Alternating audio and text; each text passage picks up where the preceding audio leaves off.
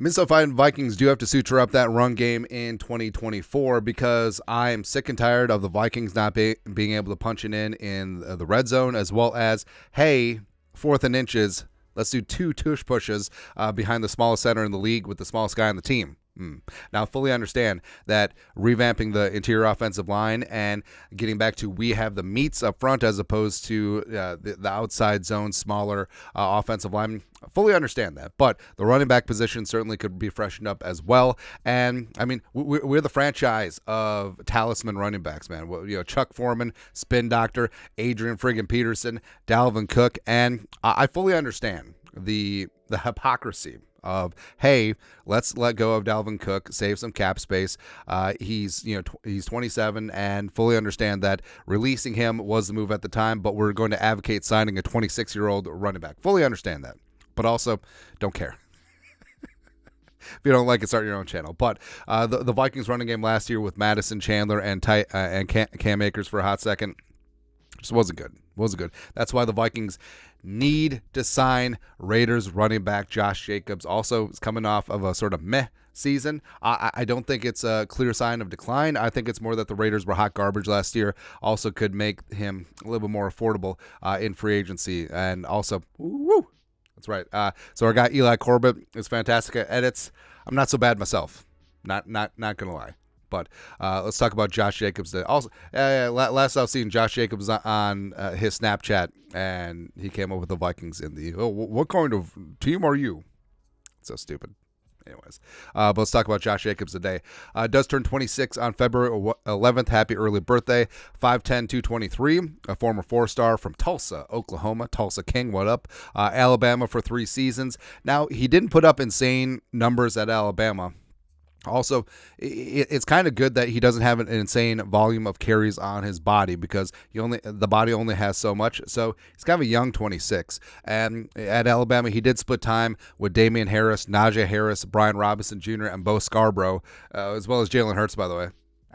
But he didn't have that many carries on his body. Like he only put up around 600 yards rushing his final season in Tuscaloosa, but still ended up being a first-round pick by the Raiders in 2019, number 24 overall. And he's had some good seasons. He has 3,000-yard seasons, twice been named to the Pro Bowl. First-team All-Pro in 2022 when he was the rushing champ, 1,653 yards, 4.9 yards per carry, 12 touchdowns.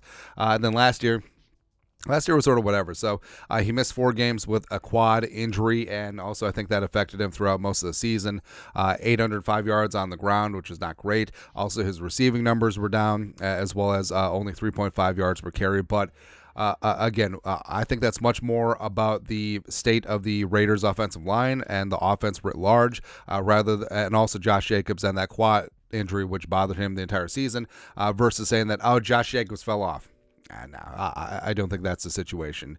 And Jacobs, I mean, he's 5'10", 223, won the rushing champione title in 2022. Strong finisher, especially around the goal line, a low center of gravity. Sort of built like one of my favorite running backs, Maurice Jones-Drew, pocket Hercules, what up? Patient runner. So he knows when to hit it. He knows when to quit it. He knows when to give it a little more time before finding that cutback lane and outside zone. Also, once he commits, he does still have that first step acceleration to be able to hit it very quickly. Can run zone or gap, and also he's a plus receiver as well as a pass blocker. Frankly, I think the Raiders haven't used him up to his abilities. I think that splitting him out or putting him in the slot also could be a spot where he gets a little bit more action, as well as you're utilizing his talents. And Spot Rack estimates his market value at $10.6 million per season. I don't even know if he gets that, because he played last year on the franchise tag, and after a down year, I think, and also given the glut of free agent running backs out there this season, I think that he may end up signing like a 1-year, $8 million deal or a 2-year, $16 million deal somewhere in there. And also, I know that people are going to be complainers like, why are you spending that much on a running back? $13 million on Marcus Davenport and 7 tackles last year, so I don't want to hear it. That's all. And for the Vikings running back room right now, I mean, Madison, we were hoping he would be that dude, but maybe he's better suited as a running back too. Ty Chandler, I think, does have the talent and ability to be a running back 1, but for whatever reason, they won't give him the time of day. But I do think that say they move on from Madison, they get a smidgen of cap savings, and they bring in Josh Jacobs with some of the savings, and they pair up Jacobs as a hammer and anvil situation, or a thunder and lightning with Ty Chandler. You could do a lot worse. And frankly, I think that would greatly enhance the Vikings running game in 2024. So let's see it. Let's see it, man. This one's okay. I like this one better. But your thoughts are thoughts. Vikings need to sign free agent running back Josh Jacobs. Let us know your thoughts and our thoughts in the comment section below. Subscribe for daily Vikings takes. Want to support the work? Put a little something in the Venmo. But till next time, Skol, production value.